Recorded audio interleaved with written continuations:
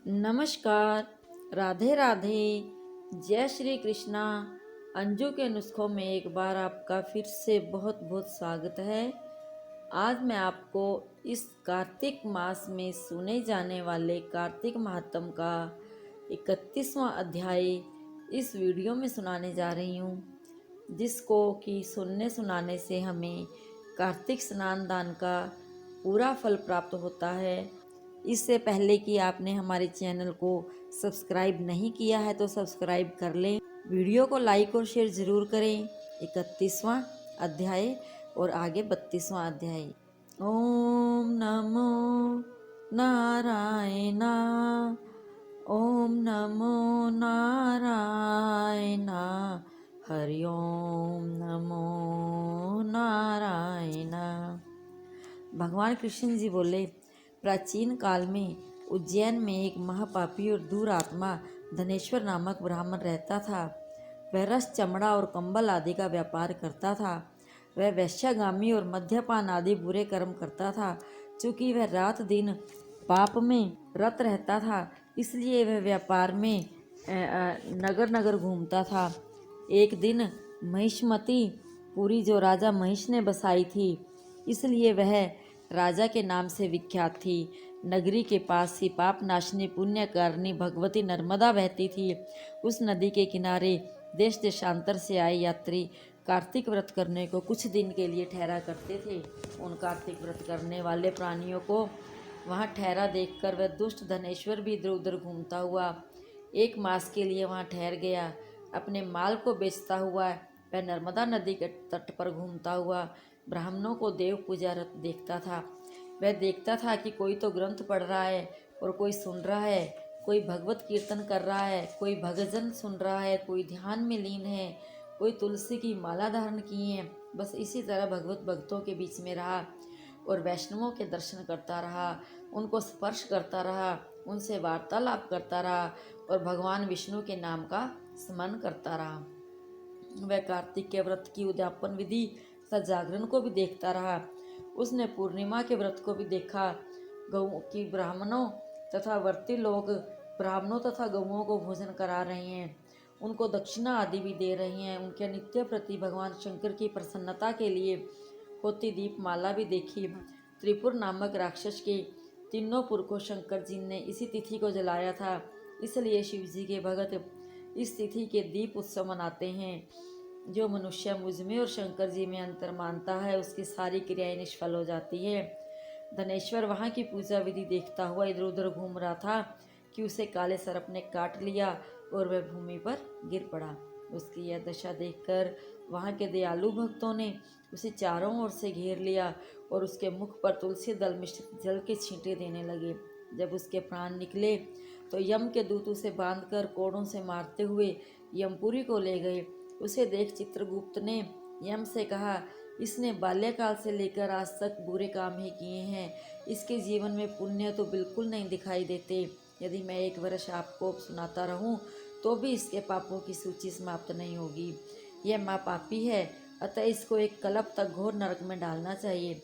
चित्रगुप्त की बात सुनकर यमराज ने बड़े क्रोध में आकर उसे अपना कालनेमी के समान भयंकर रूप दिखाते हुए अपने अनुचरों को आज्ञा देकर कहा, हे प्रेत सेनापतियों, इस दुष्ट को मुदगरों से मारते हुए कुंभी पाक नरक में डाल दो। सेनापति ने मुगदरों से उसका सिर फोड़ते हुए कुंभी पाक नरक में ले जाकर खोलते हुए तेल की कढ़ाओ में डाल दिया।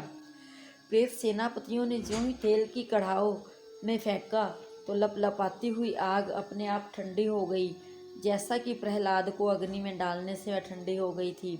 यह विचित्र घटना देख के प्रेत सेनापतियों ने यमराज के पास जाकर सब हाल कहा। यमराज भी आश्चर्यचकित हो धनेश्वर को अपने पास बुलाकर स्थिति पर विचार करने लगे। उसी समय नारायण नारायण का कीर्तन करते हुए देव ऋषि नारद जी आ पहुँचे और यमराज से कहने लगे, हे यमराज, यह ब्राह्मण नरक में डाले जाने के योग्य नहीं है, क्योंकि इसने अंत समय में कुछ शुभ कर्म किए हैं जो कि नरक यातना को नष्ट करने वाले हैं। जो लोग भगवत भक्त का दर्शन करते हैं, उनसे वार्तालाप करते हैं और उनका स्पर्श करते हैं, चाहे उन्होंने कोई पुण्य कर्म न किया हो, सहज में ही स्वर्ग के अधिकारी हो जाते हैं। अतः धन्वेश्वर भी पुण्य आत्माओं के संग व स्पर्श से स्वर्ग का अधिकारी हो गया है, अतः यह पुण्य आत्मा है। इसे यक्ष योनि दो और केवल इसे पाप भोग करने वाले नरक दिखा दो। भगवान कृष्ण ने कहा, जब श्री नारद जी ऐसा कहकर चले गए तो धनेश्वर को पुण्यात्मा समझते हुए यमराज ने दूतों को उसे नरक दिखाने की आज्ञा दी। इति श्री 31वां अध्याय संपूर्ण। श्री कृष्ण गोविंद हरे मुरारी, हे नाथ नारायण वासुदेवा। श्री कृष्ण गोविंद हरे मुरारी, हे नाथ नारायण वासुदेवा। 32वां अध्याय।